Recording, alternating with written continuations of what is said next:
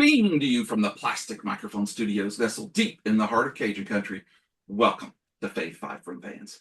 I'm your ever enthusiastic host, Jamie Ray, and I am thrilled to have you join us for another exciting episode of the podcast dedicated to all things favorite. Today, we're going to count down our 5 favorite Murder, She Wrote episodes. These episodes are full of twists and turns, suspicious characters, and of course, Jessica's brilliant detective skills. So, grab your magnifying glass and let's get started. And just who are we, you may be asking? Well, today I'm joined by 2 Cabot Cove citizens, both from past shows. Sitting next to me is T-Jen, a defender of sharks everywhere. Hi, T-Jen. Hey, Jamie. How are you? No, how are you? I am doing fine. I'm fine, thank you. Too. Yes. Okay. No. It's zooming from the, I don't know, deep dark recesses of wherever he lives is our friend David Hayes. David Hayes was in the found footage episode. Welcome to the show, sir.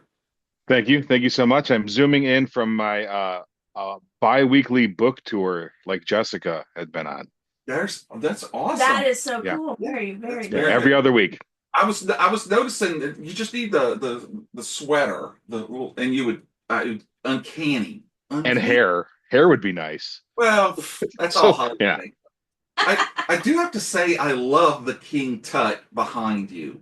That thanks. is really awesome. So not to give anyone thing, but I do some I've got some signatures from the Batman villains, and then I have friends do original comic art on sketch things. That is awesome. That's awesome. Bravo. Oh, and the Vincent Price. Oh yeah, wow. Vincent Price. There's we got the classic 4, Burgess Meredith, Cesar Romero. Wow. Art Carney's in there, Roddy McDowell. That's awesome. Fun man. stuff. That is awesome. Yeah. You have John Aston? No, but he's still alive. So Better hurry. He is, yes. he could get a get. Wow. Well, this pretty much came from a discussion that David and I had after we did our found footage. Mark Sino, our mutual friend, he says hello, by the way. I talked to him yesterday. Great. And so I wanted to get David on his own, and come to find out, this horror non-voulez-vous, or I don't know, voulez-vous, or I don't know. I have no idea what's happening. Yeah, he loves Murder, She Wrote. And I was like, do. oh my God. But knowing that even though she's short, she has a strong reach, I could not have T-Jen in it because she loves Jessica Fletcher. Yes. Has them all on DVD, right? No, it's your other show that you really like, that you do that, Matlock. No, I actually don't have that. I always found a way to find them and watch them. Oh. I used to have VHS. Oh, okay, maybe that's what I'm thinking. Just to show you how long we've known each other. Oh gosh. So I got us together, and both of y'all thankfully were down to do it, and here we are. So yeah.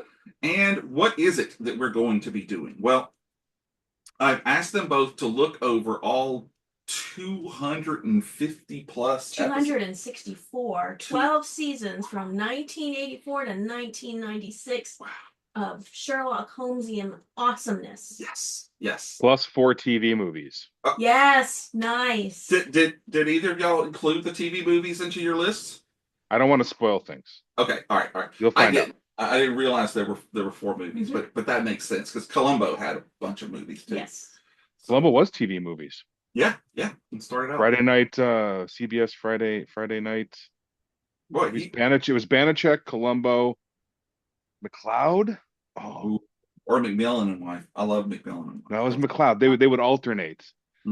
George Papard's Banachek. Yeah, I've seen that before. Like the one where they have the computer and then the computer disappears. I just watched that not too long ago. Anyway, this is what we do. We get off track and we love it. But so you both have sat down and you've made your lists and checked it twice. Oh, is she naughty or no? She's pretty nice. Depends on what you believe. Ooh, that's true. And so we're going to start off with our honorable mentions. And what makes an honorable mention, you may ask? Well, it's either something that was just too difficult to not leave on the list, but you couldn't get it into those 5, or it was something that was so memorable that you couldn't not mention it. So, David, Yes, you're zooming in. You're on I our am. left side, even though it's whatever. And he's handsome. I mean, the bald, everything. So, wow, what can I say? Um, okay, I think I fawned enough. You? Is that I agree. adequately? Okay. I think it's No, it's not. Please, more. All right, well, let's get started with Okay. your honorable mentions. So I've got a couple. Is that okay? Yes, it's okay.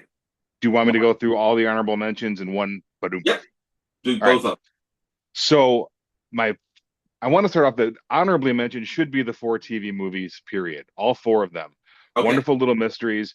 My favorite one is Celtic Riddle because there's a wonderful Jessica trapped in a castle with imminent danger Ooh, that around never happens.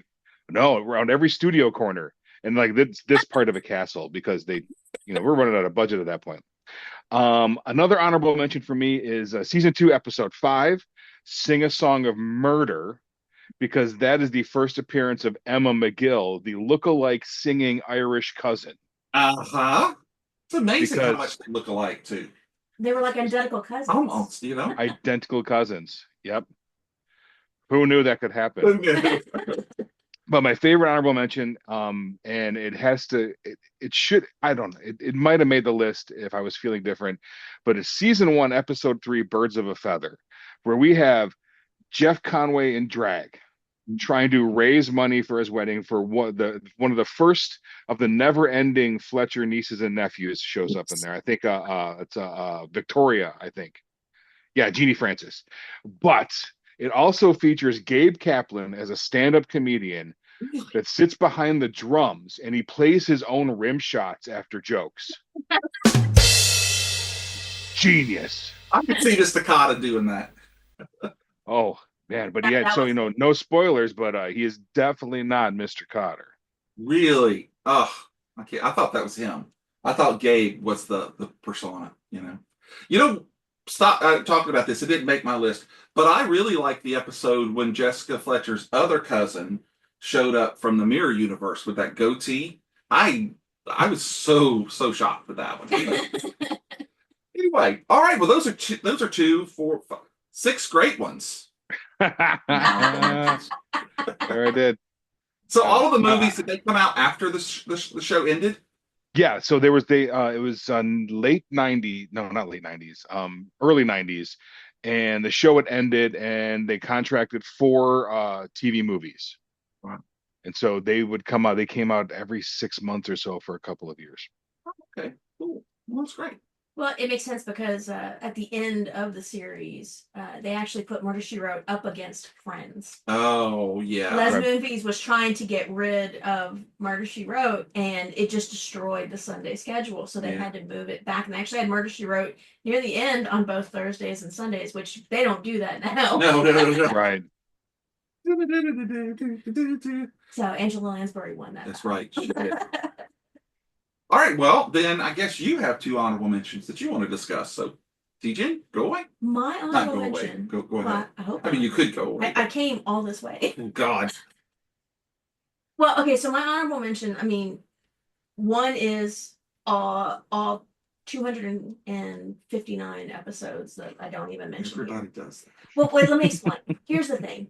It ties into my true honorable mention is the conspiracy theory that Jessica Fletcher is in fact a serial killer. I and thought has the same killed thing. all these people. It is all there are little Reddit things about it and everything like The that. way she covers it up and frames all those people.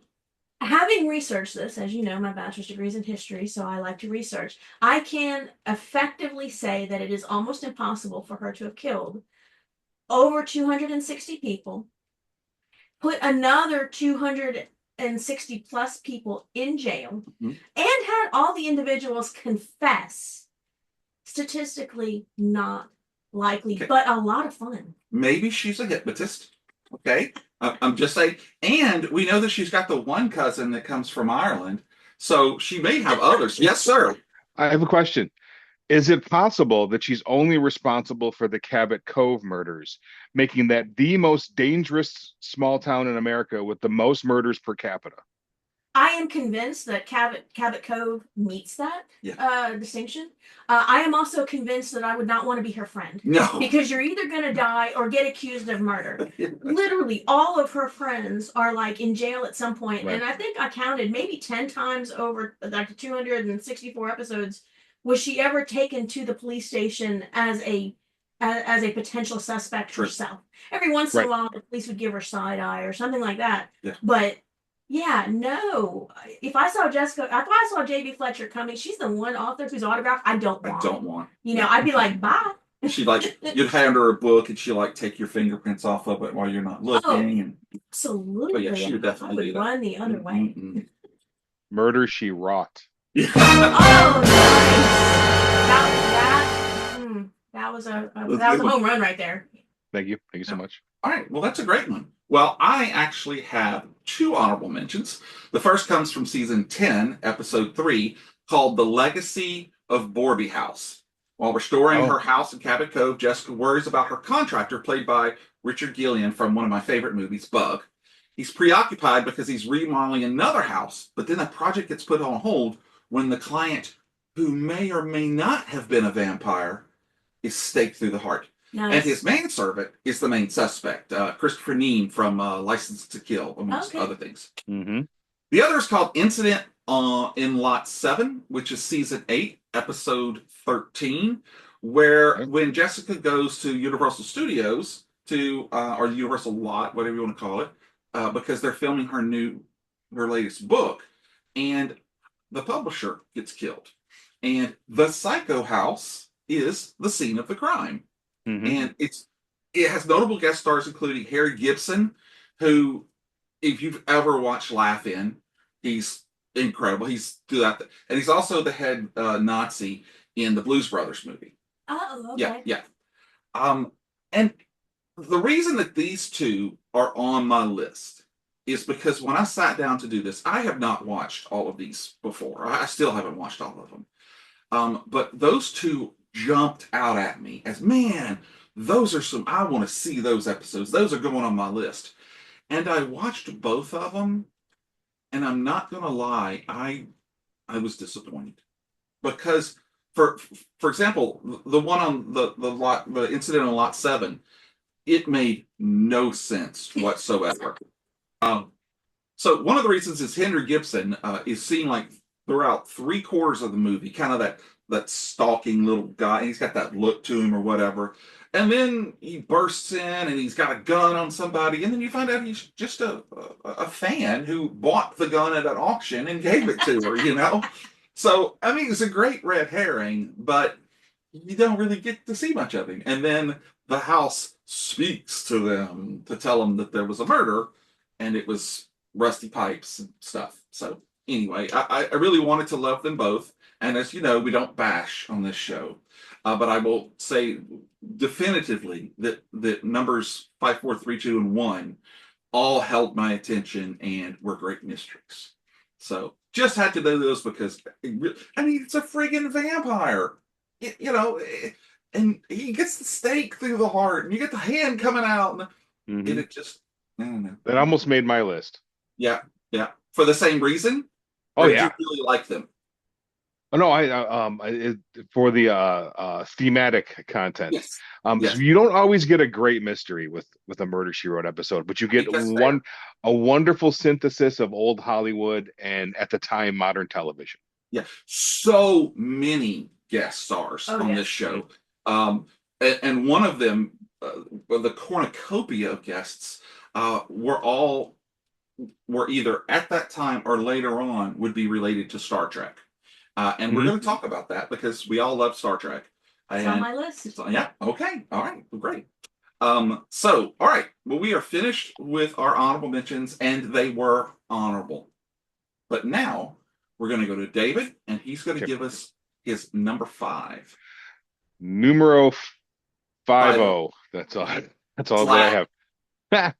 So this is season 3, episode 11, and it's Night of the Headless Horseman. So for the thematic content, of course, I love the Halloween episodes, but this is a wonderful episode where a poet friend, Tom Bray, who you may remember as the scientist from Prince of Darkness, Oh, okay. bespeckled our Herbert West of Prince of Darkness. And so he calls in Jessica Fletcher after a reading because there is a headless horseman plaguing the family. It's a family curse. We also have a decapitation death in this one because headless horseman. Fritz Weaver from Creepshow's in it. You got a Judy Landers appearance, and of course, Jessica solves the mystery. Poor poet friend is not the actual murderer. There is no real headless horseman. But I love the Halloween episodes, and this was a really fun one. My predilection for Washington Irving and all things Ichabod are well known to at least me, Yeah. now you. And Well, so now, 3 people know about it. 3 people know. And so that's my number 5. Ah, that's a great one. So was he riding a motorcycle or was it a horse? Horse. Horse. Okay. It was Because straight up. there's that great Kolchak episode where we have a Mhm. headless motorcycle. Yes. So have you ever seen couldn't- that? Yes. I couldn't do a Fave 5 Kolchak. It Oh. would be the entire season the whole time. We could do a Fave 13. Plus movies. Play Fave 15 with the TV Plus movies. movies, yeah. Well, awesome. Well, T-Jen, why don't you give us your number 5? All right. Lucky number 5 for me is Hooray for Homicide. Hooray! What? Yeah. Mhm. Okay. Gotta give a shout out to all of the episode titles in Oh, Murder gosh. She Wrote because they were fantastic. Yes, they were. And one little note about me, I used to be a bookstore manager. So whereas you look for the Halloween episodes, Mhm. I look for the ones that relate to my experience. Selling books and things like that. And in this particular episode, it's in the first season, and I can't read my handwriting, but I think it's episode 5. As bad as It me. is 5, thank you. Okay. So and basically her first book, the corpse danced at midnight, is being turned into a movie. And she, Okay. but it's being turned into a movie by a producer, Ledecky, who basically is turning it into what sounds like a teen smut film. Okay. And she's freaked out, so she goes there and and of course the producer gets killed, and there's all kinds of wonderful things in this. But John Aston is the director. Okay. We were just talking about it before Yes, the show. he's the director. So During the show. yeah, In the beginning of the show. exactly. Sorry. And don't worry, there'll be more mentions. And so he plays the smarmy director, and there's all kinds of different things going on, and Jessica Fletcher has to figure out the mystery while swallowing the ugly pill of the fact that her wonderful mystery book, which she considers to be almost literature, is going to be turned into something disgusting. And there's this great line where the producer says to her, "Lady, I just bought the title." And that reminded me of a situation. I was able to meet several authors in my time, and in one of them, I asked Laurel K. Hamilton why Anita Blake Vampire Hunter wasn't a movie, because you see that her books, if you've ever read it, Mhm. it needs to be on HBO or something like that. And she said it's because they want to turn her main character into blonde-haired, blue-eyed, whatever. And it was like, okay, yeah, I get that, because that is absolutely not who that character is. So that whole interaction with Jessica fighting to save her book and its integrity and losing because she's the one who signed the contract. Right.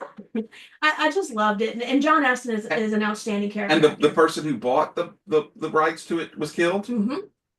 That's actually the first time, episode 5, when Mhm. she finds herself taken to the police station where she's kind of considered a suspect, but the detective's like, "Oh, but I'm a fan. I'm an amateur writer as well." So you're not really. But it was just a great interaction. I loved every minute of You it. have the right to remain silent. Could you sign this book, please? Yep. Anything you say. And I think it was Melissa Mhm. Sue Anderson, Elizabeth Ferry, Yeah. played the actress who was in it, and other things. So she was a smutty teen. She was. Wow, She had great hair though. Her hair was all had great hair. It was Wow. Well, that's a good one. That's another one I haven't Mhm. seen. You're gonna find there's gonna be a lot like that, honestly. So number 5 on my list, and I'm sure you're gonna love this one, is The Corpse That Flew First Class, season 3, episode 12. So while on a flight to London, a wealthy woman, played by Kate Mulgrew, Trek. her chauffeur dies suddenly, and when the priceless necklace he was carrying turns up missing, it becomes a case of murder. And she wrote. She wrought. And the first class section is full of suspects, including Quincy's boss, John S. Ragan, and Schneider himself, Pat Harrington Jr. Nice. Wow, I love that episode. And it was really cool because it's hard to have those encapsulated episodes where you're not going and seeing all of the different locations, and you've got your set group of people, and that's it.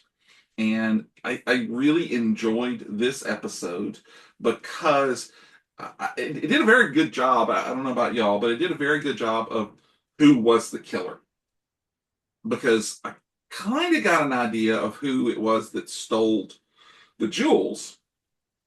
But again, not to give anything away, but then it's, once again, not everything is what you see. So the ending for me was a big surprise, and I appreciated that.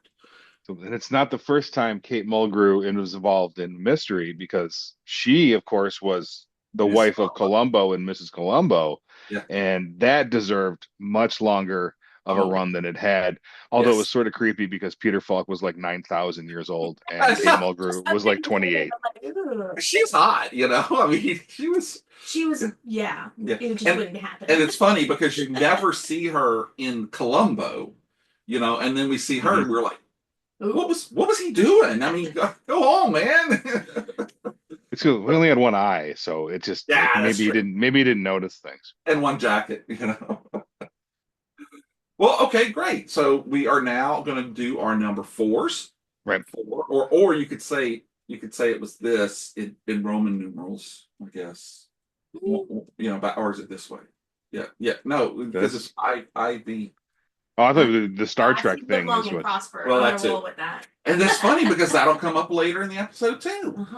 All right, what's your number 4, sir? My number 4 was actually Hooray for Homicide. Oh, nice! It's a match. And so I'm coming from a different perspective. I have made sleazy B movies, and so I was on the side of John Astin on this one, because sometimes you just have to give the audience what they want. But I love this episode as well, and there is wonderful nods to the B movie world in it. John Saxon is a prominent role. But yeah, it did. So I love seeing all the genre actors that I love from the drive-in and the VHS section that I'm not supposed to go into when I was younger, the horror section, show up. But yeah, seeing John Saxon in something as mainstream as this was always fun. I love him. But I just watched Cannibal Holocaust again for the first time in a long time, and I was like, wow, you've probably never heard of that movie, huh? I have not. Yeah, he comes back from Vietnam, and he got bit by a guy who, it's not really a true zombie but it was really good. So yes, but in fact, talk about B movies. We'll talk about that when we get in the middle. So David is got some really cool creds in Hollywood. Awesome. All right. Yeah. How about you? Give us your number 4. Number 4, Sticks and Stones, season 2, episode 10. Okay. John Astin in his recurring role. You gotta love John Astin. Oh yeah, he's a great actor. He's done a lot of character work and stuff like that. I am freaking Gomez Adams. Well, I love the Adams Family, and Charles Adams, the original illustrator. But this I think was the 3rd episode where you see him as the real estate agent, but he became the sheriff. Oh, okay. And there's a murder involving the lighthouse, which got burned down. And of course, just because themes from 40 years ago still hold true today, you have a disreputable real estate group who's coming in. And did they burn down the lighthouse? What did they do? And are they going to put condominiums on the beach and ruin small town Cabot Cove? Right. And of course. I mean, seriously, nothing changes. It's 40 years and we're still experiencing that kind of thing. But this was a really great performance by both John Astin in a different role. And can I give a spoiler? Yeah, I mean, sure. Okay, he's the bad guy. Oh, okay. And in one of the last scenes, he's there. He pulls a gun on Jessica because, of course, Jessica figured it all out. And I just want to make one statement: who does not notice a 2-inch hole in their bathroom? That's all I'm going to say, and anybody who's watched that episode will understand what I mean by that. It's a big hole. I'm just, but there's this great scene with Angela Lansbury, and she actually gets tears in her eyes when she's saying, I really wished it wasn't you. Oh. Okay. Fun fact, but also slightly disappointing. She's the Susan Lucci of dramatic. Yes. That's series. true. She was nominated all 12 years and won none of them. Really? She's really good. Wow. But there's this great scene. She's obviously very sad. John Astin, who's also a great actor and teaches theater up in Johns Hopkins. I think he retired. It's a great interaction between two very, very strong actors, and I loved it. And I was so happy to see John Astin as the bad guy because that's not the norm. Yeah, that's true. Wow. So is he the same character that he was in the previous episode? No, he's just returning. Yeah, Murder She Wrote actually followed what I call the daytime TV script, where you saw the same actor in different roles throughout. I've seen that several times just in my research. I've seen one actor was in at least 3 different roles. Yep. So, but you just have to, just squint your eyes and he's somebody different, I guess. Well, in this one, compared to the director, he had a Boston accent. Oh, okay. So it was actually, I'm not from Boston, but it sounded decent to me. Well, we should get in a car and drive up the Parkway to Boston and have some beans. He did a little bit better than that. Yeah, I'm sure he did. That's my number 4. That's all right. Well, coming in at my number 4 is the next episode right after the last episode about Murder in First Class, and it's called Crossed Up, which is a jacked up Jessica Fletcher is in bed for weeks. I was like, girl. And she. Doc Haslett, did you know? I know, he did no favors. And neither did Grady with all the tuna fish. With the opening credits, she jogged miles and biked like hundreds of miles, so she could just be dead. Just wore herself out. So the phone wires get crossed up during a storm. It's an impending hurricane, as a matter of fact. And Jessica overhears what she is positive is a murder plot, but no one will believe her. And they all kind of like, oh yeah, she's getting a little stir crazy from being in here. And sure enough, the next morning, you wake up to find out that exactly like she said, someone was murdered. But Grady and the sheriff, even with all of that evidence, they're like, it's really just a coincidence. Say one thing. Sure. She's freaking Jessica Fletcher. If she says there's a murder, there's a murder. Exactly. So I just had to say that. No, that's okay. She showed up. There's going to be a murder. Just period. There's death follows her like a puppy. Maybe she popped some Vicodin and hopped out of bed and went and killed the guy and came back just so she could say, I told you. I told you. She could have been bored. What's happening this week? I'll fix that. So this one I really enjoyed because again, spoilerish, I really thought it was going to be the granddaughter who just seemed too good to be true. And it ends up it's not. But 2 of my favorite appearances in this episode are both Colleen Camp from Clue. Mm-hmm. She made 2 great appearances in Clue. And also Tony Dow, who was Wally Cleaver as a husband and wife team. And just really, that's one of the things that I'm going to talk over and over again about is the guest stars. Yes. Because there were so many of them and they all had just great roles. Some really, really familiar people had just minute appearances. But nobody phoned it in on this show. They all gave their all to it. Yeah. It was like the Batman show. It was a like Hollywood, street cred to appear on Murder She Wrote. But to be a villain on Batman, it's the same thing as appearing on Murder She Wrote because it was so highly rated. Angela Lansbury was just a known Hollywood professional. I think she had won the Academy Award at that prior to that. Oh, or at least definitely been nominated prior to Mary that. Poppins? No, early in her career. Oh, okay. When she was younger. But yeah, she was an institution in Hollywood. So who wouldn't want to work with Dame Angela? Right. Come on. All right. Okay. Well, I think now we're ready to go. David, what is your numero 30? I may disqualify myself. My number 3 is a Magnum PI episode. Oh, the crossover!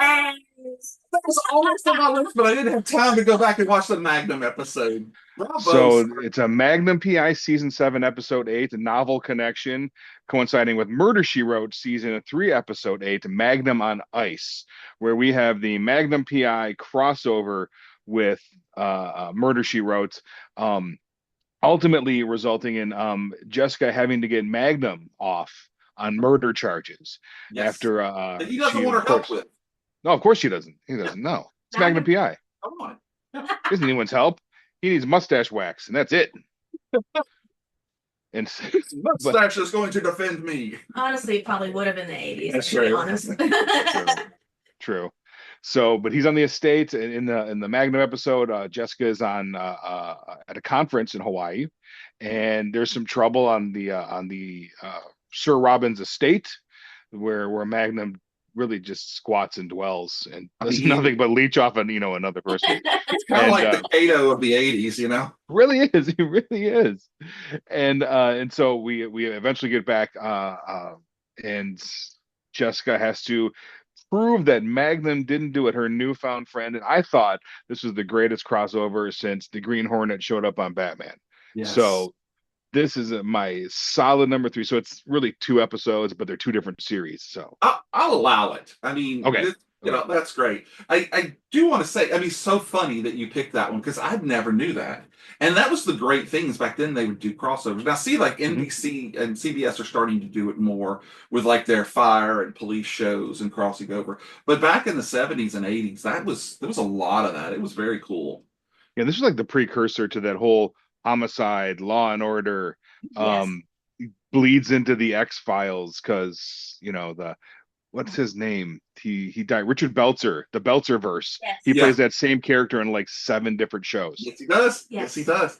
I do wonder though if there were any murders in Cabot Cove during this conference. I'm thinking no. Probably not. I'm thinking no. Yeah, did the murders only occur when Jessica was there?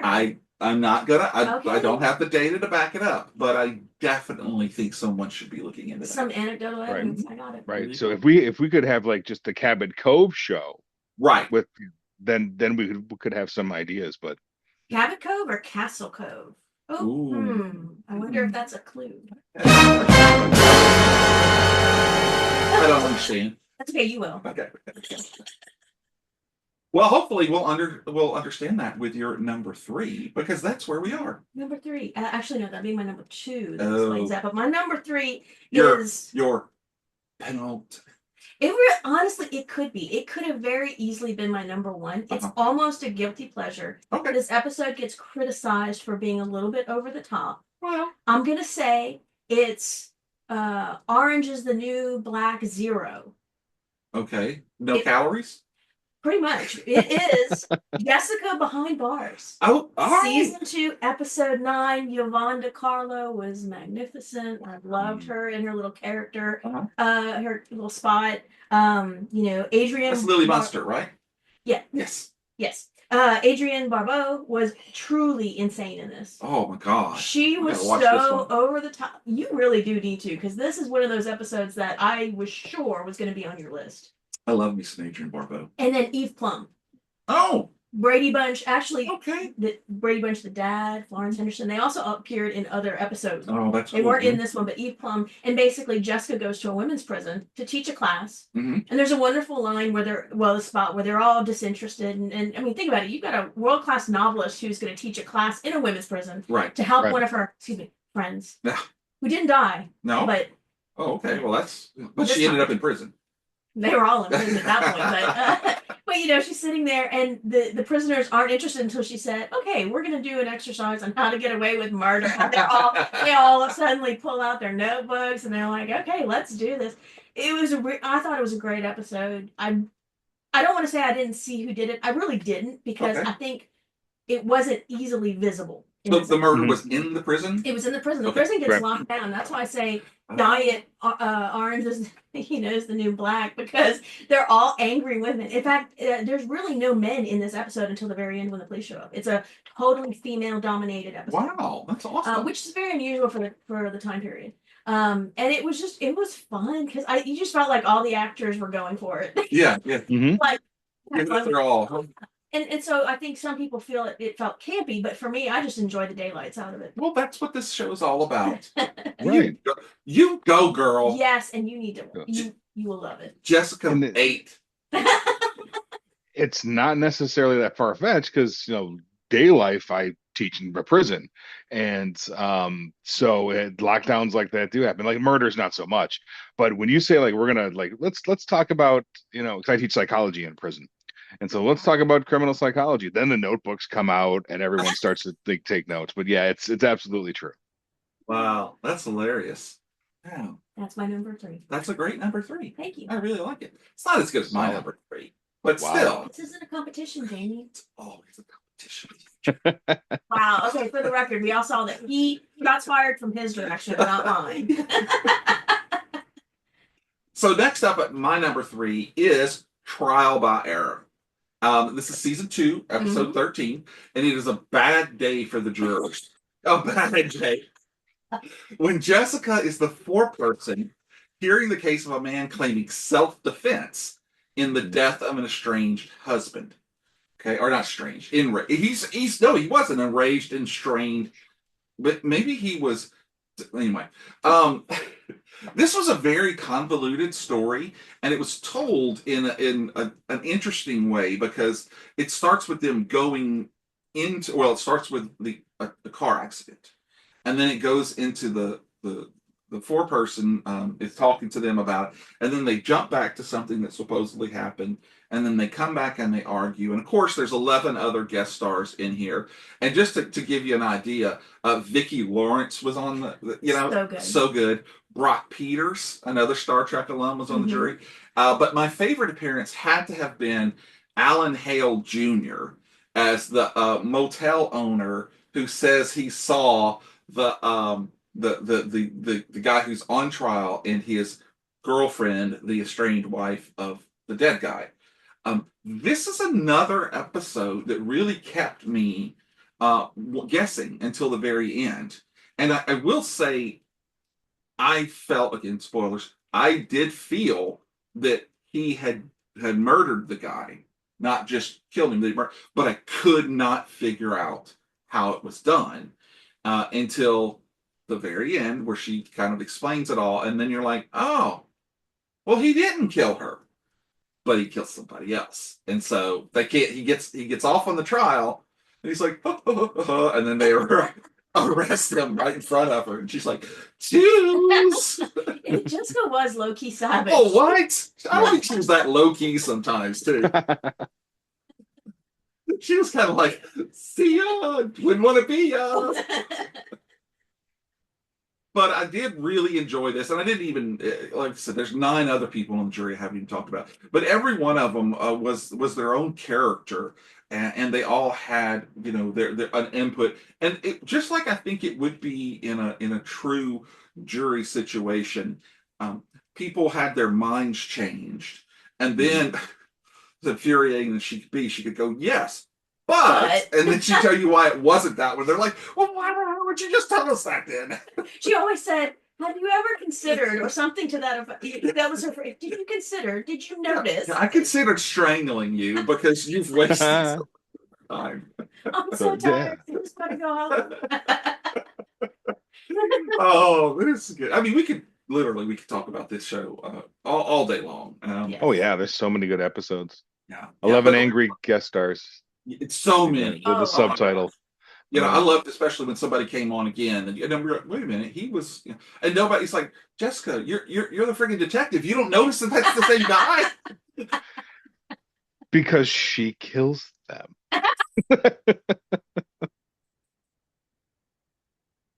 Oh goodness.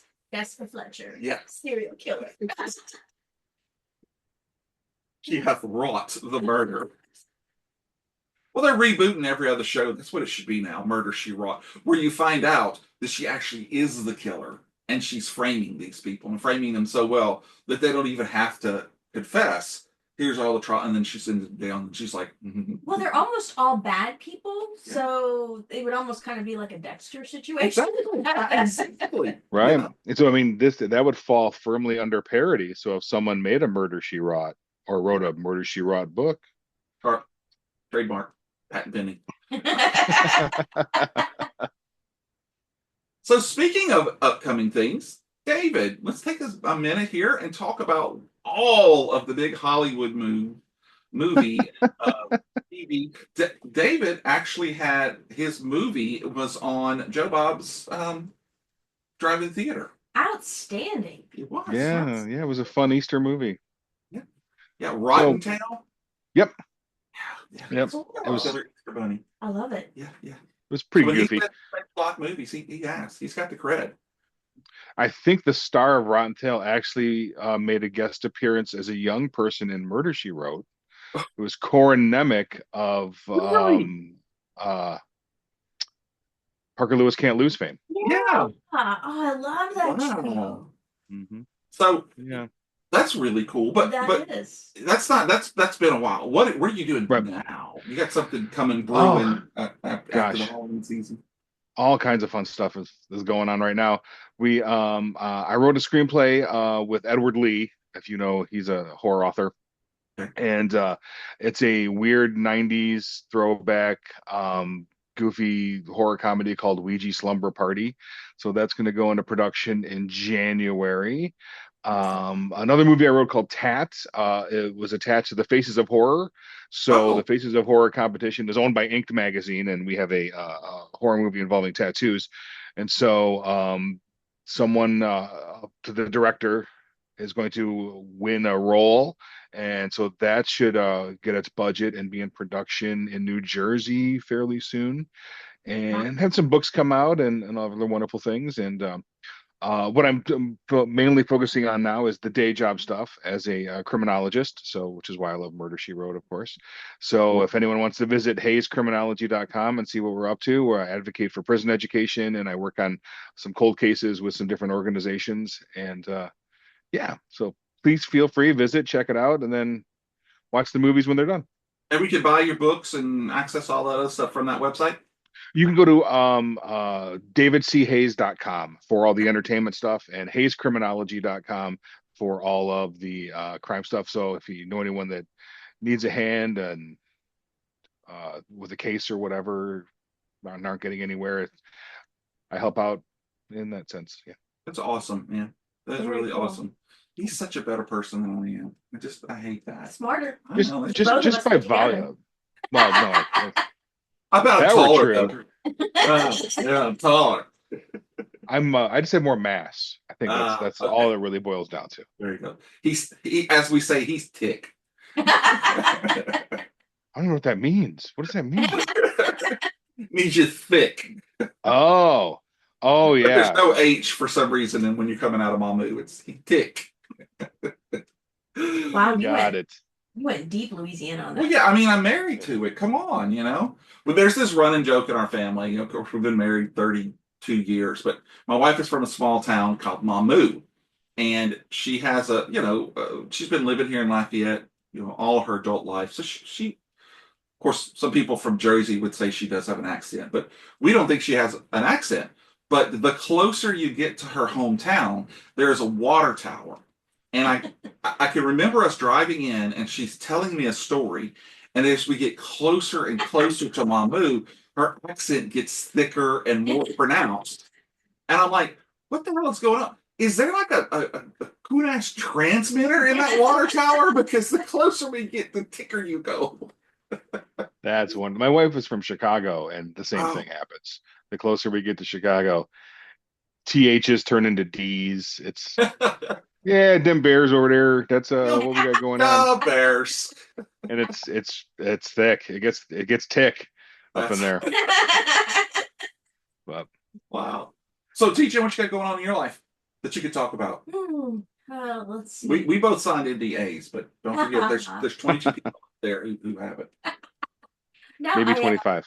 I have gotten out of retail after 25 years. Oh. Now I have a job that allows me to binge watch Murder She Wrote again. Yeah. And paint. My God, how many walls have you painted? Too many. Jeez. I paint everywhere. You have paint. Yeah. Okay, don't want to know. It's just, yeah. Yeah. It's not okay. So, Jen's husband, Lo, has been on the show a couple of times. And so Lo has kind of a man cave type deal that they're redoing and whatnot. And what is this man cave called? It's called the lounge because we like puns in my household. Instead of a Wow. lounge, it's a lounge. Yeah. Does that make him a lounge lizard? Oh, I love that. That's a t-shirt right there. Yeah, I'm gonna have to It's a show t-shirt. I'm gonna tell that. Yeah. So Wow. Well, that's awesome. Well, you brought something for the class to show. Do you want to show that? I did. So a certain podcaster brought that to me. I can't get this straight. You can put it here. I'll put it closer. Nice. Someone, gosh, what, like 6 years ago? God, a long time ago. It's been a while. Back when I liked you. Oh, ouch. Ooh. Yeah, he calls me. He's like, Jen, I know how much you love Murder, She Wrote. I found a Funko, and I was like, well, you're my friend. You need to bring that. Because I didn't realize there were Funkos for Jessica Fletcher, and he brought it to me, and that was the first time I revealed my true love for Jessica Fletcher and all the detectives that use their brain. Yes. There's no superhero stuff involved. Just No an computers. amazing attention for detail Mhm. that I do not possess. So I enjoy watching other people do it. That's why Jen and I did Psych Yes. a while back. And again, that's like next level version of paying attention to all the details. While adding a very humorous pop Very culture cute. And twist. pineapples. Pineapples mean something different now. Yeah, now it does, but back then it was everywhere. Well, awesome. Well, I think if you guys are ready, that we finished that and we're ready. Okay, you ready? Ready? We're going to our penultimate choices. Okay. Nobody says penultimate. I didn't know we were supposed to do it all together. Yeah. Penultimate. And then you'll see it later because it'll say it a little bit. That kind of scares me. I'm just gonna randomly do this whenever you're talking, just to I see do what it when I'm happens. like, driving. Carl. Anyway, David. Yes. Now at your second favorite, or as we say, penultimate choice. So I brought a prop. Oh, My choice. I love sequels, but I also love spin-offs. And Ooh. Murder She Wrote had a spin-off. I did not know that. And it was it started in season 1, episode 16, Tough Guys Don't Die. And that's the first time Jerry Auerbach played Harry McGraw. He's a detective, a private eye. And there's a wonderful performance by Alex Rocco in this episode that, it blows Godfather out of the water. It's so good. I'm lying. It really doesn't. Isn't Auerbach a Law and Order guy as well? Yeah, but it was, different character. But yeah. Yeah. No. Yeah. But it's also in Footloose for that matter. Oh God. So there's that. But so Jerry Auerbach plays this tough as nails detective, and so we have the Law and Harry McGraw ran for a season in 1988. And this is of course it's a bootleg, and because these don't exist for real. No. But it ran for the entire season. It was they tried to do a couple of spin-off attempts to build interest in them from Murder, She Wrote, because Murder, She Wrote was so incredibly popular. Yeah. The Law and Harry McGraw was the only one that actually got a season. There was I can't remember their names. There was a French thief, jewel thief, that they tried to do a spin-offs about, and he had episodes where Jessica just told stories about him in later seasons. And then we of course had her love interest, the Irish Secret Service man, later on. And those were failed attempts at trying to get interest in the spinoff. So only the tough talking Harry McGraw, who had an office across from in the spinoff series, he had an office across from I forgot her name. Oh my gosh, I'm not gonna remember her name. Barbara Babcock was a defense attorney, both down on their luck, both taking the worst cases ever, but solving these wonderful crimes, Jessica Fletcher style. Harry McGraw. Okay, I get Yep. it. So the Law and Harry McGraw. So yeah, Tough Guys Don't Die was the first time, and Jerry Orbach played Harry McGraw in about 5 or 6 episodes. Wow. So he was recurring, but that was his first appearance. So was he like a New York detective or something? Yes. Or? Yep. Okay. Yep. And Jessica, of course, hated going to New York because she hated that big city, but that's where the publishers were. She was always on a book tour over there, and she would run into Harry McGraw often. Yeah. So again, potential stalker, maybe. I mean, she just has this aura around her. But she didn't drive. But I know she did. Maybe she did, and we just never knew it. She didn't want you to think she drove. That's how she got rid of so many bodies, or moved the bodies, I should say. I think that 437 nieces and nephews were all complicit in this. Yes. She had way too many family members. And yet she had no children of her own. Hey, we don't talk about Frank. No-go zone. Off on murder at least once. Right. So I had a reboot idea for Murder, She Wrote. Oh, okay. like an elderly Angela Lansbury. This was years ago. No one paid attention to me. And so she has a home health aide, live-in assistant in this, and who's learning to be a mystery writer as well. And then they stumble upon some old things when they're packing things up and find out that Frank was murdered. Oh. And so Jessica Fletcher's final mystery is solving the murder of her husband from 60 years prior. Oh, wow. Wow.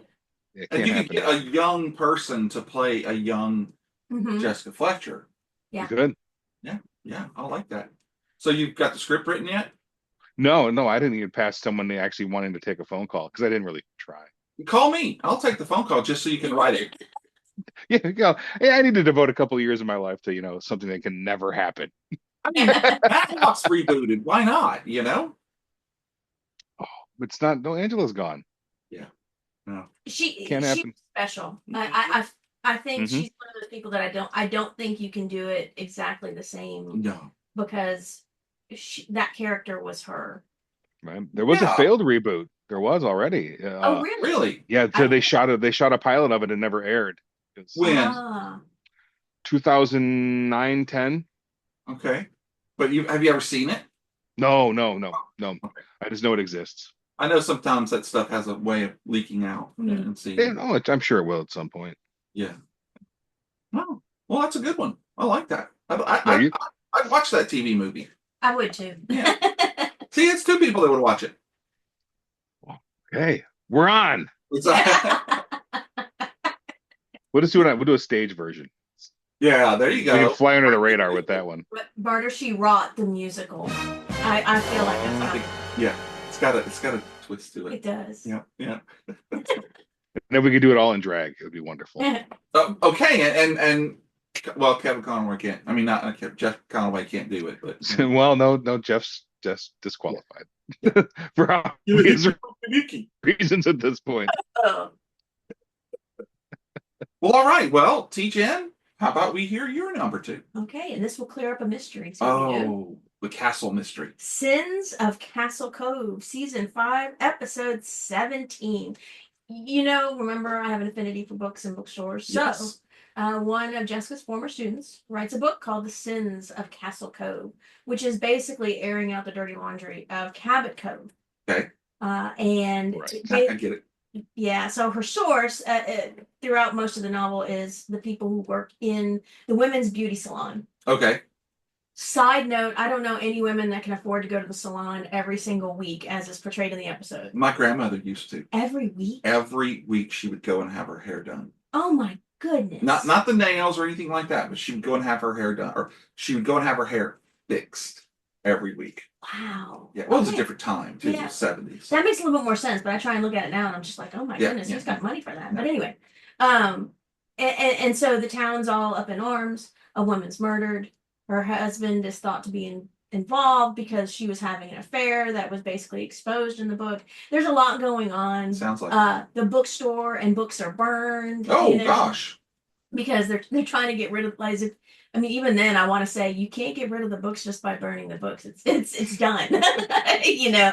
But there was a lot of good things. It was, you know, the book was basically modeled after Peyton Place, Right. and so, you know, you have all these things going on, and I'm not going to say who the murderer is, but if you watch it, you know, it's a really nice little twist at the end. Oh, cool. And it was a really a lot of fun and heavy on the gossiping. Ah, okay. And I just enjoy Like that. you gals do. Like everyone does. I really thought But she was then going to Jessica did not. No. Jessica didn't gossip. She was against that gossip. Yep. She was, but she sure listened. So I kind of feel She she's listens well. So, any notable guest stars? No. Well, I think some of your older actors. I mean, Angela Lansbury was known for that. She would bring in the golden age actors because it helped them maintain their insurance and their union credits and stuff like that. Right. So you did have some what I would say were lesser character actors that probably were much bigger 30, 40 years before. Yeah. But it was just a really good episode, and I enjoyed, you know, watching everybody go crazy over a book. Yeah. I wonder, was it the same bookstore from the series premiere where she keeps going by the window and he's like number 10 and then number 6? Kind of, but not the same actor. Oh, okay. I thought that was cool. I saw when I watched that one too to see. The original owner was probably murdered in a Cabot Cove episode, and then so it had to sell. Murder by the book. That would be great. That's the title. Yeah.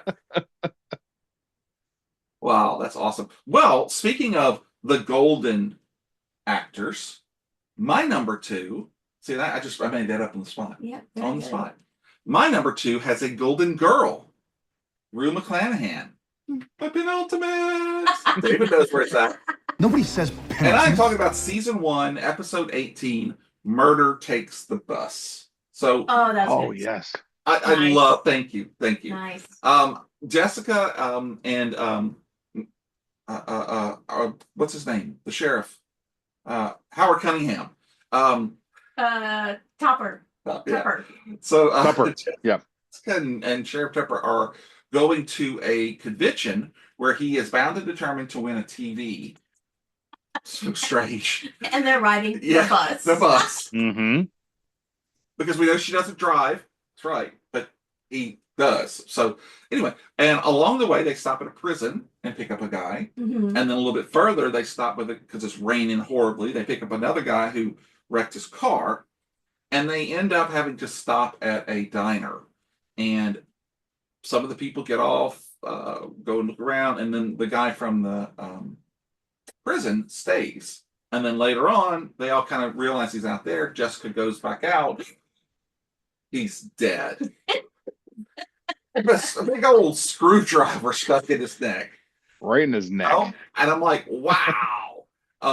So you go back in, and then she starts talking to all the passengers and talk about a list of great people. David Wayne, who is from the Andromeda Strain, just one of my favorite movies of all time. He's in it. Larry Linville, you know, Frank Burns, and friggin' Linda Blair. Yes, that was good. Oh my God. I knew she was in that episode, and it still took me a while to adjust in my head that was her. So this was a really great story because, well, you know what? I don't think I'm going to ruin this one because this one has an ending that really still holds up. Yes. You know, and Definitely. this is an episode, a script that could be done today. Yes. Because they're in a place you just say you don't have any signal, so none of They're the in the phones work. mountains, no cell service. Right, and that the phones are down, and you would have the exact same scenario that could go through. So I really enjoyed this one. I will say that you know, usually when I'll do this, I will go and look at other people's lists when I'm not incredibly familiar with stuff. And this one was on pretty much everybody's list. Yes. Right. Yeah. And it really made me think of that old, was it Outer Limits episode where, will the real Martian please stand up? Where a bus full of people stop, you know? Yes. Yeah, it really made me think of that. And then, of course, Rue McClanahan, you know? Right.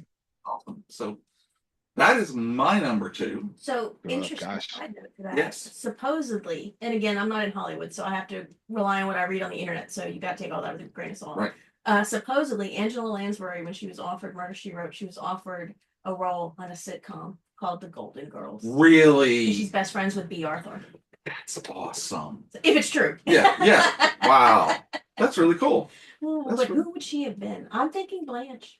You think? I think she would have been Blanche. I don't think she could have been. She wouldn't have taken B. Arthur's role. No. She couldn't have been Mom. And No. Betty White is so perfect. Betty White's just I Betty can't. White. Yeah. Right. You know, but I mean, she would. her. So, but like, yeah, Angela Lansbury was a sex starlet. Oh yeah. In old Hollywood style, so it'd be a perfect, Blanche. Yeah. Tina and I had gone. We would go. I would go and visit on the weekends to see Miss Massa, her mom, and of course Tina was going every day. But I remember sitting there, and she always had the TV on, and looking up, and there was this gorgeous woman in like the Old West, and she like ran the house or whatever, and I'm like, wow, she's beautiful. It was Angela Lansbury. Yep. And I was like, wow. So anyway, deep dive with there. Those Betty Davis eyes before, Betty Davis had Betty Davis eyes. Something else. Okay. Well, I think we are now ready to give our absolute favorite Murder, She Wrote episodes. I'm really interested. We've only had one crossover so far. So now it's going to be the time to find out if we stay with it. David, awesome. Give it to us. Okay.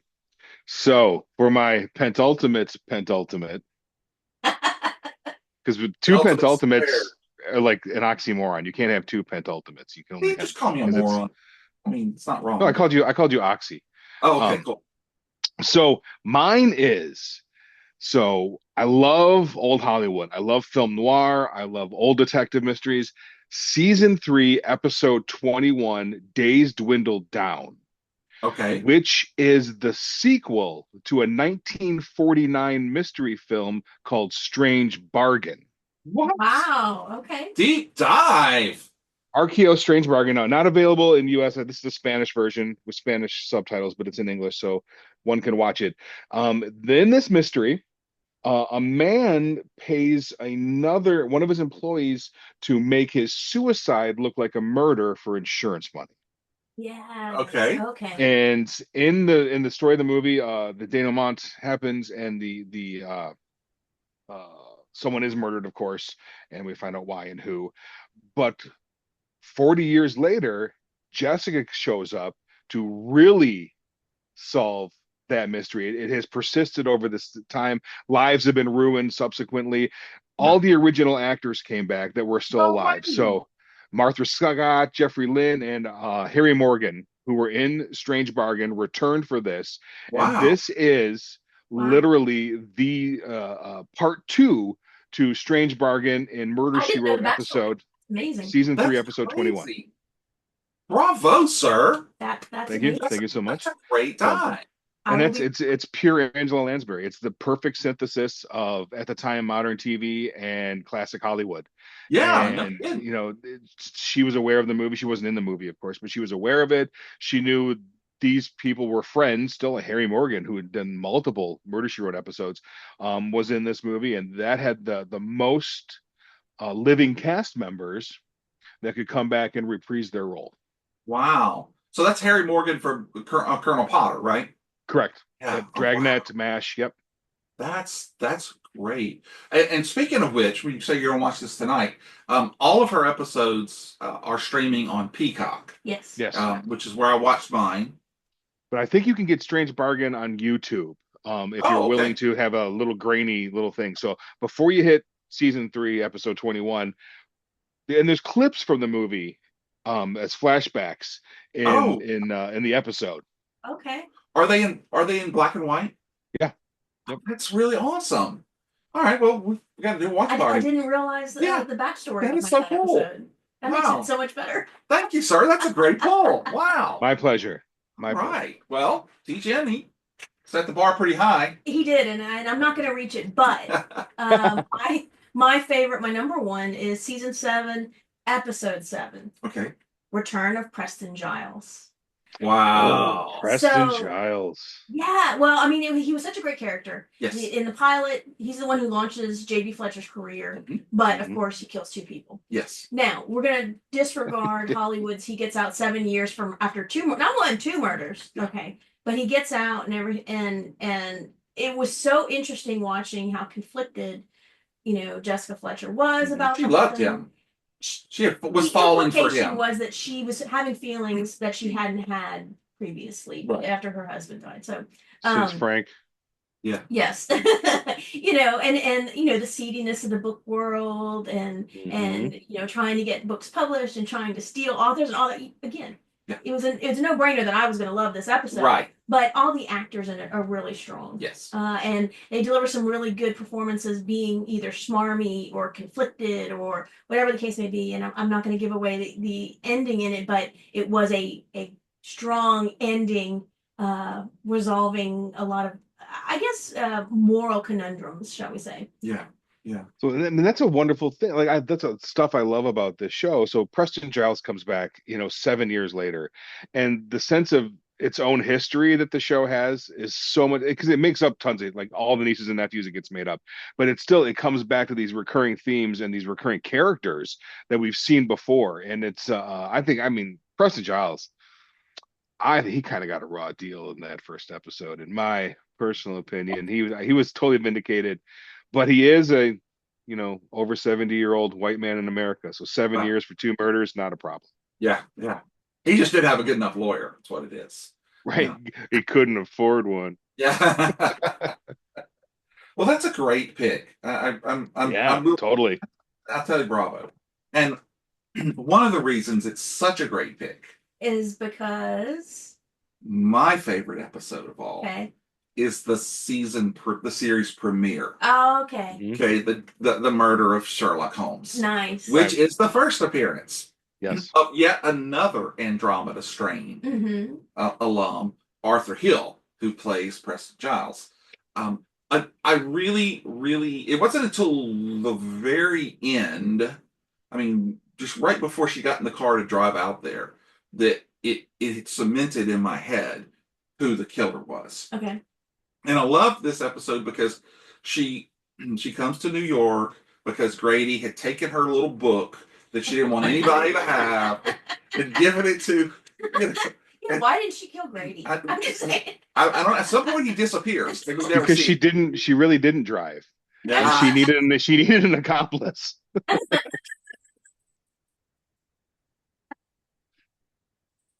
But so she has to go to New York, and like you said, she meets all the swarmy people who they all want to just they all want a piece of something. Right. And then so she ends up finally just being done with it and start to go home. And I love this scene because she goes back to the train station and there's the way that she could do and meet people and they were instantly her best friend. So the porter was like, "Hey, Miss Fletcher, welcome back." And before she can get on the train, she realizes, "Oh no, it was this." And then she goes back to New York and then it happens again later. Right. And this time she actually sits down and opens the newspaper and realizes who the killer is. It gets up and goes back. And I would just think that guy would be like, "Oh hell, lady, just keep your bags. I don't need your 25 cents that you're going to give me. Ship them back. FedEx is cheaper." Yeah, but She again, probably did. What's that? I was saying she probably did tip like an elderly woman in the 1980s. So Yeah. that nickel, like, dude, don't spend it all in one place, honey. 2 bits, okay? Just 2 bits. That's what you get. See, I bet she tipped well. You think so? Well, she seemed to be a very generous person. The character was throughout. Yeah. That's true. When she would murder people, it was pretty much, she would make them suffer. Well, You're right. She made sure the family got the insurance money. That screwdriver in the neck, though, that was a little over the top. She decapitated someone once too. That's true. Something else. I do love the. It's not a direct nod, but I do love that at the costume party, which is where the guy David, is it David? No, it's not David Keith. It's Brian Keith. Brian Keith is dressed up as Sherlock Holmes. And she has to come down in this Glinda the Good Witch outfit. Right. And I will say, as a a guy, she even looked really good in that outfit, you know, and Oh yeah. she was very much into cougar country at that point. Oh, And there's never a not a hot, Angela Lansbury moment. I don't care. I'm going on record. My favorite musical of all time is the Sweeney Todd, and oh, she played the original Broadway Mrs. Lovett. And if you go and you watch the Broadway original version of Sweeney Todd on YouTube, it's out there in the early '70s. That is the smoking Mrs. Lovett, killing people, making pies. It's smoke machine. wonderful. Wow, smoke show. Yeah. I do love the fact that Bert Convy, Yes, who sits there and plays the piano through most of the party. Mm-hmm. And it's drunk. like, yeah, drunk. All I could think about was he's probably on the Love Boat. Oh, she was probably on Love Boat. Hmm. All of these different people, and it just made for a great show. It really did. Um, Yeah. so one of the things I would like to discuss before we go anywhere else is the fact that they had so many Yes. Star Trek guests. Yes. Okay. So I'm going to name my Fave 15 Star Trek guests. I got you 3 lists of 5 in no particular order. So first of all, Alice Krieg was in Murder in the Afternoon. Mm-hmm. We all know she was the first contact the Borg Queen. We've already the best, yeah. We've already discussed Kate Mulgrew in The Corpse Flies First Class, but she was also in another episode, I believe. Is that what David said? No, she was Mrs. Columbo. Oh, Mrs. Columbo, I was right, talking right, about right. that. Yeah. She was in at least one other episode. Oh, okay. As a different character. Yeah. Okay. Gene Simmons was in Mirror Mirror on the Wall, parts 1 and 2, and of course she's Admiral Sati from Drumhead, Next Gen. Like other Gene Simmons with the J. Make sure you let people know it's that J. Yeah, no, it was with the G. Yeah. Many people confuse that, right before he got into Kiss without the makeup. Anyway, William Wyndon, who was Commodore Matt Decker, was in Programmed for Murder. And of course, we've already talked about Grady Fletcher. He actually played 3 different characters in the Star Trek universe. But most people, or I think the only time he actually got a name was when he was Lieutenant Daniels in Star Trek Insurrection. We've got Michael Horton. I'm sorry, I just said that one. We've got Annette Bauer in If It's Thursday, It Must Be Beverly. From Sylvia from the Cat's Paw episode of the original Trek. Eugene Roche played multiple roles. He's one of those 3+ people. He was in a Voyager episode called Remember as Jor Brell. Lawrence Luckinbill from Lady in the Lake. He was Cybok, his brother, Spock's brother. Okay. Then you've got Brock Peters, who we've already talked about, was in Trial by Error. That's Cisco's dad from Deep Space Nine. He was also an admiral in like Star Trek V, I think. Trisha O'Neill, who was in Murder of Sherlock Holmes. She's Captain Rachel Garrett from Yesterday's Enterprise. Andrew Prine from The Prodigal Father. He was in Next Generation's Frame of Mind, and he's in DS9's Life Support. And then you've got John Shuck, who was in Stage Struck and We're Off to Kill the Wizard. He was the Klingon ambassador in Voyage Home and Undiscovered Country. He was Parn in DS9's The Maquis. He was one of the 3 course members in Voyager's Muse, that one with the guy with the black and white face, and Dr. Antak in 2 Enterprise episodes. Michelle Phillips from The Mamas and the Papas. Of course, she was Janice Mannheim in We'll Always Have Paris. Stephen Macht in Capital Offense.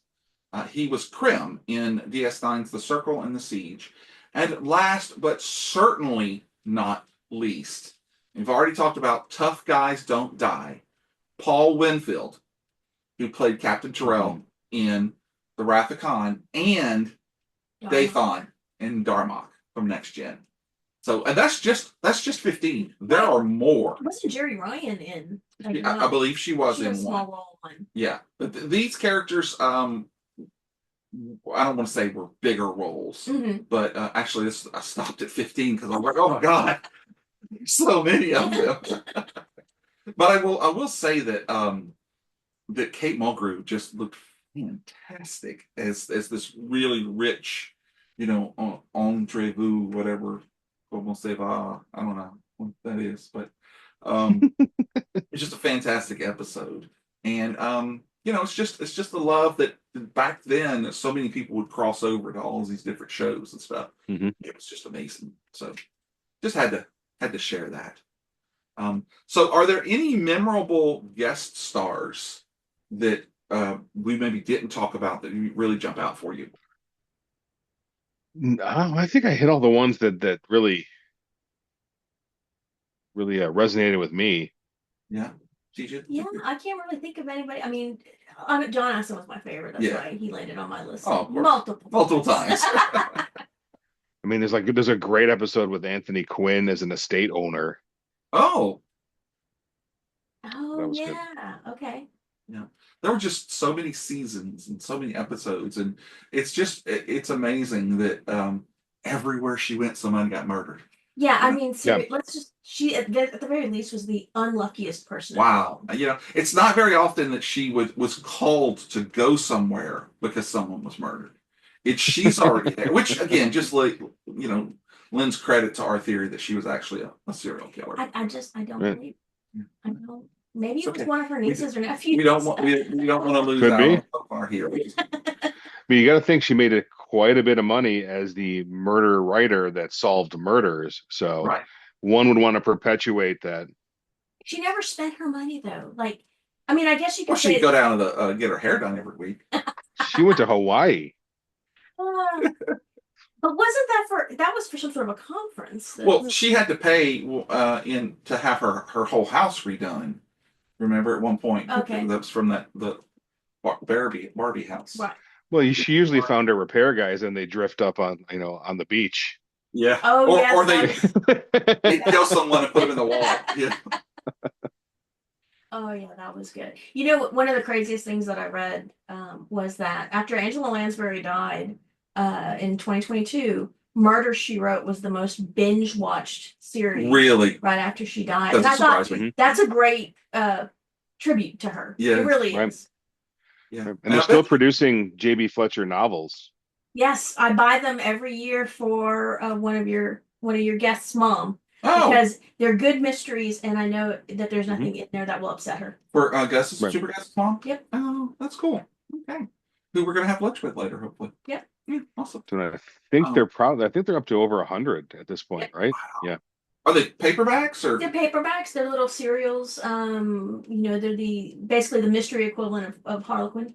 That's Yeah. exactly what I was just wondering. And but they're very good. They're very good, fun little reads. You can enjoy. Huh. So there's an author, of course, and it's Jessica Fletcher and whomever the author. Oh, I think J.B. Fletcher and the actual author. yeah, Donald Bain. I wrote many of them. That's cool. So have you written one yet? No, well, you see, no one's paid me, and so that's kind of the rule. First. Well, no, for this, you have to get the contract first and then write it. Oh, This is a licensed property. They will invite you on Well, it to seems the like money he's got train. a reason for everything, right? Yeah, You won't put out the feel like- movie, the reboot. Yeah, but I feel like you'd be perfect because you understand the character. Yes. I mean, we just need more people like you or one of you that runs the publisher. Or who signs the check? Either way. Hey, Either if I way. win the lottery, it's done. It'll be a personal goal of mine. We're gonna make it How happy happen. he is. And it's going to be He'll finally get solving. that- I'm going to Yeah. write that last one. We're going to solve Frank's murder.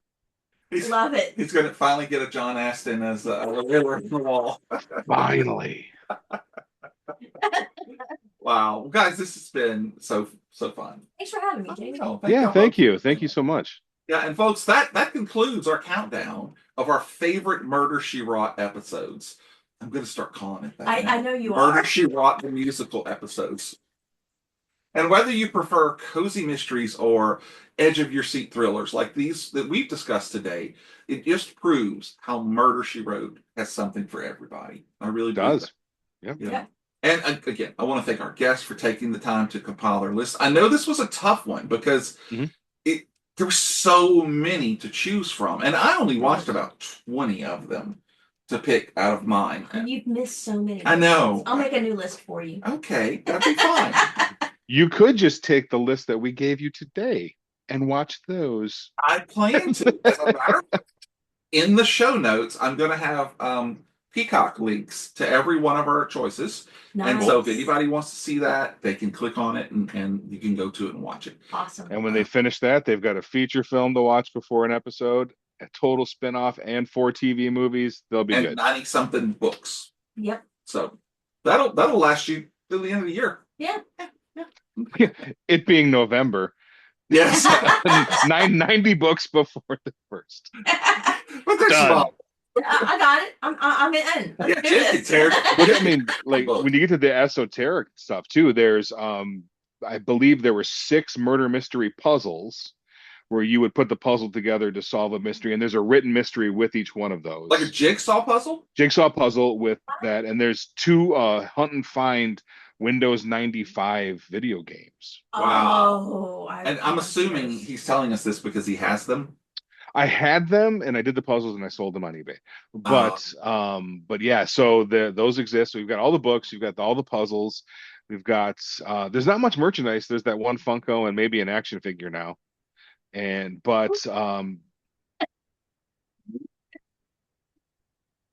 yeah, there's plenty, there's room out there. And the video games are, they're Windows 95, like word search-esque, but fun. Yeah. Oh, nice. Very cool. Check eBay. Yeah. Yeah. And while you're doing that, I just want to take a minute to thank all of you out there in the podcast universe for joining us and listening to this and watching this episode of Fave 5 from Fans. I hope we did a good job of not pointing to things and not explaining them in case you're streaming this audio only somewhere. We hope you enjoyed it. And if you did, please leave us a 5-star review. If it's a 5-star scale, if it's a 10-star, leave us a 10. Just the maximum amount of stars that you can give us, on your favorite podcast app. And it's a free way that you can help to grow the Plastic Microphone Studios. And if you like the show, please consider telling a friend. And if you didn't like the show, please consider telling a friend anyway, because I really need more listeners. I mean, I'm just saying. Just tell everyone. Stop people on the street. Would you be willing to kill for more listeners? I would be willing to kill if Jessica Fletcher were not in town, because then I could probably get away with it. Well, we have to make a new list of all the different groups you don't want around you. That's true. No, Yeah. no Scooby Doo, No. no Jessica Fletcher, Those supernatural guys. Columbo. Ugh. Oh, one more thing. Kolchak shows up, I'm gone. I'm gone. Those people show up, just be quiet. Don't say anything, just stare straight ahead. And don't forget, the new episodes come out every Friday, unless they don't. And so be sure to subscribe and follow us so that you can catch all the episodes like a virus. And remember, folks, it may not be the best, it may not be the most popular, but if it's your favorite, then it's good enough for us. Thanks so much for joining us, guys. David? Thank you. DJ? Thank you. All right, and thank y'all. Have a great one.